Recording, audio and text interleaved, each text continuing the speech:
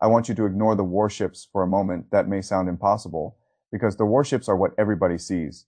They are the image, they are the headline, they are the proof that something serious is happening in the Strait of Hormuz.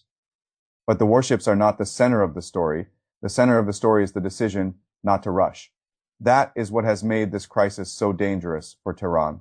The United States did not respond to Iran the way Iran expected. It did not immediately turn the blockade into a dramatic bombing campaign. It did not give the Revolutionary Guards a clean national war to sell to the Iranian people. It did not let the regime say, look, the foreign enemy is attacking us. Now, forget every failure at home. America waited, and waiting under the right conditions is not passive. It is pressure with discipline. The trap at Hormuz works because it changed the question.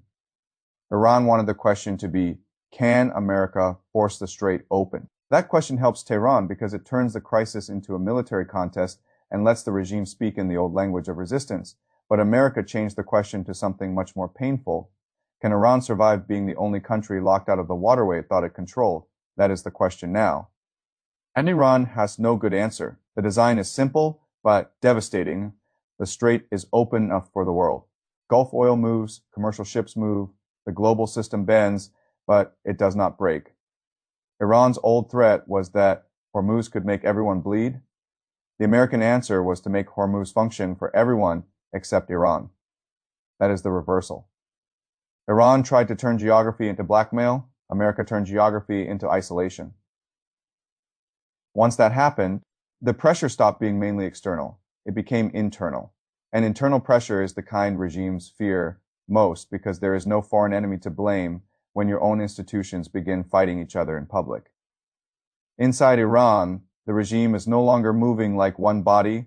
It is moving like a body whose nerves are sending contradictory signals. The Revolutionary Guards want escalation. The diplomats want a way out. The people want relief. The conventional army wants to know why it is bleeding for a system that never trusted it. Those four forces are now trapped together, and the blockade is squeezing all of them at once. Start with the IRGC to outside observers. The Revolutionary Guards look like the most ideological part of the Iranian system. And they are, but ideology is only one part of their power. The deeper reality is that the IRGC is also an economic empire. It lives inside construction, telecoms, ports, oil contracts, banking channels, smuggling routes, military procurement, and political privilege. It is not simply defending the revolution. It has become one of the biggest beneficiaries of the revolution. That is why peace is so dangerous for it. Peace does not just end a battlefield. Peace opens an audit. In permanent struggle, the IRGC can explain everything. Why it needs money, why it needs secrecy, why it controls economic assets, why criticism is betrayal, why hardship is patriotic, why soldiers must obey, why ordinary people must wait. But if the war ends badly, or if a deal exposes the cost of the war, then the question changes. People stop asking, how do we resist the enemy? They start asking, who made us poor? That is the question the IRGC cannot survive comfortably. So the guards do what institutions do when their existence depends on conflict.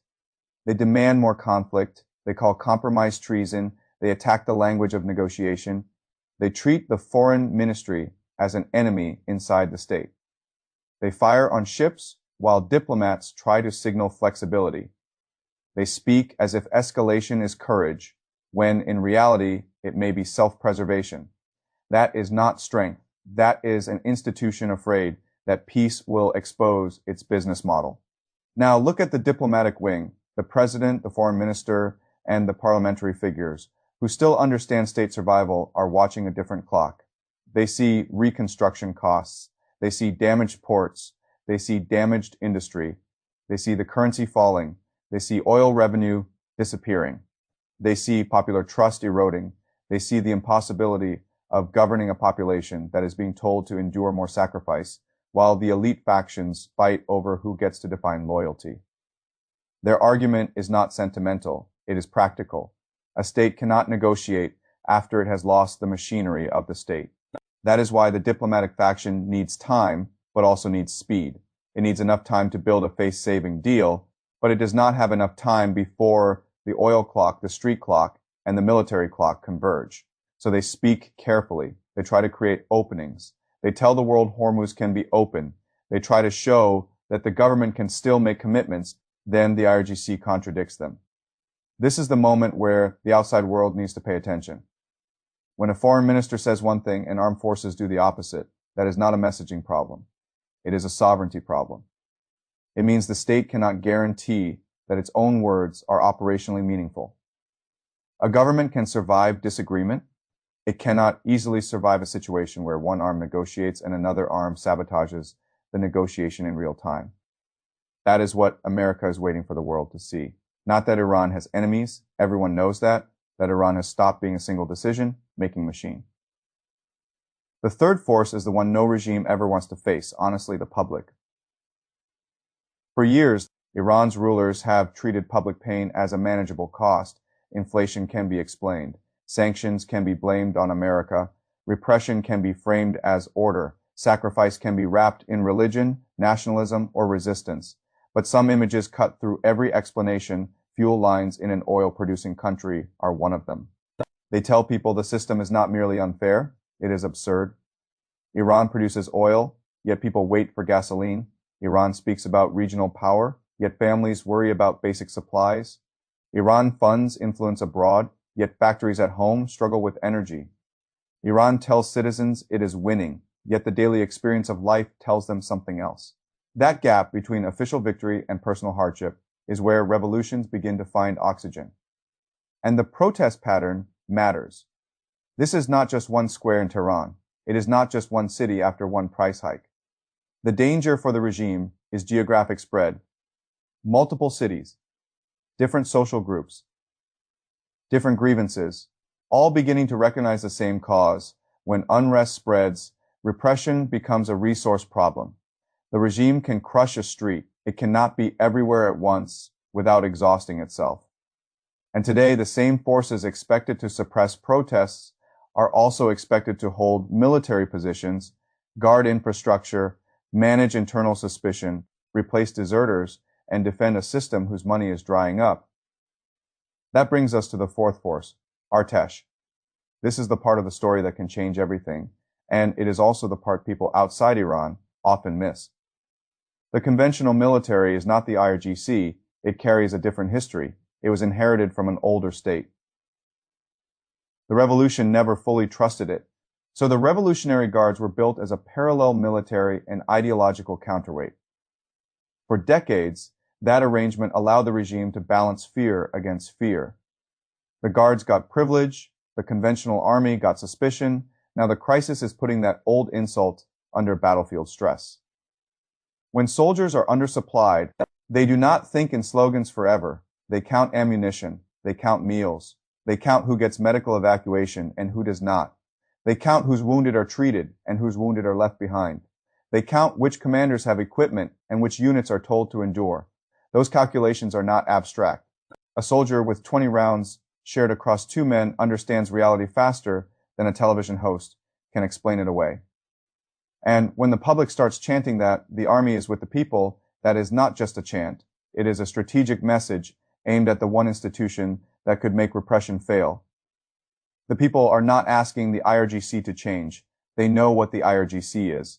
They are asking the conventional military to choose Iran over the faction that claims to own Iran. That is the most dangerous political invitation in the country right now. If Artesh remains obedient, the regime still has tools. If Artesh hesitates, every protest becomes harder to crush. If Artesh aligns with the diplomats, the IRGC sees a coup. If the IRGC turns inward to prevent that alignment, the regime's internal fracture becomes open conflict. This is why the blockade is more than a maritime operation. It is a machine that forces hidden questions into the open. Who speaks for Iran? Who commands the guns? Who pays the soldiers? Who controls the ports? Who owns the pain? And who benefits from continuing a war the country cannot afford? The genius of the American position, if we can call it that, is that it does not need to answer these questions. It only needs to keep the conditions in place long enough for Iranians to answer them against each other. That is what waiting means here. Every day the blockade holds, the IRGC must spend more political capital defending a strategy that produces less material benefit. Every day oil fails to move, the state's financial runway shortens. Every day refined fuel cannot enter smoothly. The public sees failure. Every day soldiers are unpaid or undersupplied. Loyalty becomes more expensive. Every day diplomats are contradicted. International actors trust Tehran less. Every day China stays cold. Iran's leadership discovers that partnership is not rescue. That last point is important. Iran's leaders counted on the outside world to be more desperate than Washington. They counted on China needing energy. They counted on Russia wanting to embarrass the United States. They counted on proxy networks to create pressure. They counted on the Gulf fearing instability. They counted on the fact that Hormuz matters to everyone. But there is a difference between needing Hormuz and needing Iran. China needs the waterway open. It does not necessarily need the IRGC to win. Russia benefits when Iranian oil is trapped and Russian energy becomes more valuable. It can speak the language of solidarity while quietly enjoying the market opportunity. Proxy groups depend on Tehran's strength, not just Tehran's rhetoric. If Iran cannot protect its own leverage, every proxy begins to ask whether loyalty still pays. The Gulf states want stability, not Iranian victory. That means Iran is discovering something brutal. The world may fear chaos in Hormuz, but that does not mean the world will save Tehran from the consequences of creating it. And that changes the bargaining table. The regime used to believe that escalation created leverage. Now, escalation may be destroying the support system that made leverage possible. That is why the IRGC's choices look increasingly desperate: fire on ships. And you prove the diplomats cannot control the state, threaten more.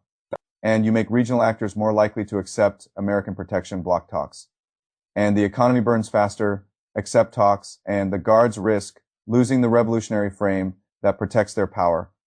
Crack down on protests, and you need loyal forces. But the loyalty of those forces is being tested by the same shortages and inequalities the crackdown is supposed to hide. It is a closed circle, and it is closing inward. This does not mean collapse is guaranteed. Serious states can endure extraordinary pressure. The Iranian system has survived protests before. It has survived sanctions before. It has survived assassinations, strikes, sabotage, isolation, and internal competition. But the combination matters. It is not just pressure from outside. It is pressure synchronized across every weak point. Revenue, fuel, public patience, elite unity, proxy confidence, foreign support. Each one is a separate fracture. Together, they become structural. That is what makes this moment different from a normal round of sanctions or a normal military standoff. The United States is not merely raising the cost of Iranian behavior, it is making the cost appear inside every internal argument at the same time. The diplomats can say the country needs a deal. The IRGC can say the country needs resistance. The people can say the country needs bread and fuel. The army can ask why it should die for the guards. The proxies can ask whether Tehran still has money. The outside powers can ask whether Iran is still a useful partner. And because all those questions are arriving together, no faction has enough time to solve its own problem before the next problem worsens. That is the power of the clock, not one clock. Many clocks: oil storage, soldier loyalty, fuel supply, protest geography, diplomatic credibility, proxy morale, elite fear. Iran is not racing against America alone. It is racing against itself, and that is why the most dangerous man in this story may not be the American commander at sea. It may be the hardliner in Tehran who decides that controlled collapse is better than negotiated humiliation. Because when an institution has tied its identity to permanent conflict, peace can look like surrender, even when peace is the only way for the country to survive. That is where the risk becomes extreme. The rational path for Iran may be negotiation. The rational path for the IRGC may be escalation. Those two facts can be true at the same time. And when the state's rational interest and the ruling faction's institutional interest separate, history becomes unstable very quickly. The next phase will not be determined only by whether American ships hold the line. They can hold the line. That part is not the mystery. The mystery is what happens inside Iran while the line holds. Does the diplomatic wing gain enough leverage to force a deal? Does the IRGC move first against the diplomats? Does Artesh stay neutral, side with the state, or drift toward the people? Do protests remain local explosions, or do they become a national rhythm? Does China decide that a weakened Iran is still useful, or that stability in Hormuz matters more? Does Russia keep performing friendship while taking Iran's market share? Does the proxy network stay loyal when the center looks unable to protect itself? These are the questions now. Not whether Iran can threaten Hormuz, it already did. The question is whether Iran can survive the consequences of having that threat neutralized, because that is what changed. The strait did not become irrelevant. It became more important than ever. But it no longer works as Iran's shield in the same way. A shield protects you when it is in your hands. A shield becomes a prison door when someone else controls when it opens. That is what America has done. It took the place Iran thought it could close and made it operate without Iran. It took the fear premium Iran relied on and narrowed it. It took the regime's favorite external threat and turned it into an internal exposure. That is why Washington is, because noise would help Tehran. Noise would give the IRGC a cleaner enemy. Noise would turn the story back into America versus Iran. Silence keeps the story where it hurts the regime most. Iran versus Iran, the streets are not waiting for a press release. The soldiers are not waiting for a slogan. The oil wells are not waiting for ideology.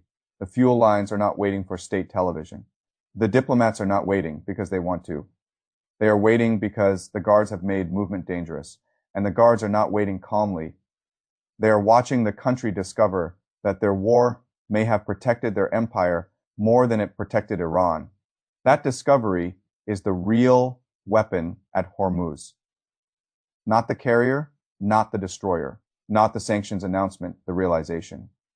Once a population realizes the pain is not buying victory, but buying the survival of a faction, every hour of suffering changes, meaning that is why this crisis is moving from the sea into the state. And once it reaches the state, nobody can fully control where it ends. America can maintain the blockade, the IRGC can threaten escalation, the diplomats can search for language. China can calculate, Russia can profit, the proxies can hesitate, the Gulf can pray the fire does not spread. But the final decision may come from somewhere much simpler. A soldier refusing an order, a city refusing fear, a commander refusing to fire, a government office refusing the lie, a fuel line becoming a political movement. That is why the United States waited, because the most devastating defeat for Iran's hardliners would not be losing a ship. It would be losing the story they used to command the country for 45 years. The story was resistance. Now the story may become exhaustion, and exhausted nations do not always rise in one heroic moment. Sometimes they simply stop believing the men who keep asking them to suffer. When that happens, the strongest blockade is not at sea, it is inside the regime itself.